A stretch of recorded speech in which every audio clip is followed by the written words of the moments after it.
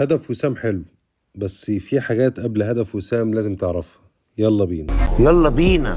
الاهلي في الهدف ده نفذ حاجه اسمها اللعب التموضعي، وملك اللعب التموضعي في العالم هو جوارديولا. طيب ما هو اللعب التموضعي؟ اللعب التموضعي هو التفوق العددي بعدد من اللاعبين في فريقي اكثر من الفريق الاخر.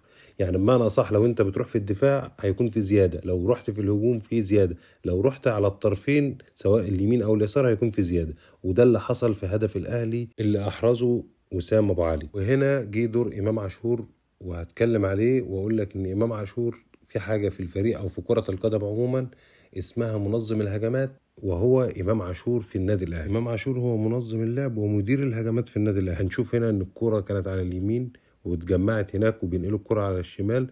بس قبل ما تروح هنا لامام عاشور، بص امام عاشور بيعمل سكان عشان يشوف احمد عبد القادر واقف فين، وفي نفس الوضع هو مدرك ومتمركز تمركز صحيح كمركز رقم 8. وبعد كده بيتجه للخط عشان يستلم الكرة وهو وشه للملعب. وعايز اقول لك حاجة، ان معظم لاعيبة مصر ما بتستلمش وهي وشها للملعب.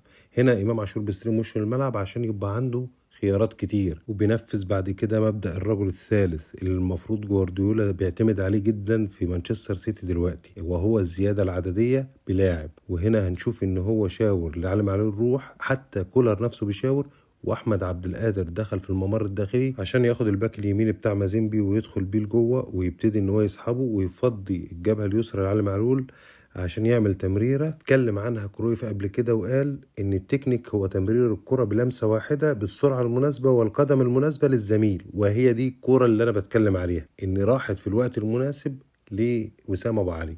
بس طبعا قبل ما اتكلم عن التمريره هقول لك ان وسام شاور لعلي معلول في المساحه الفاضيه، وهو وسام من مميزاته جدا ان هو بيهاجم المساحه الفاضيه.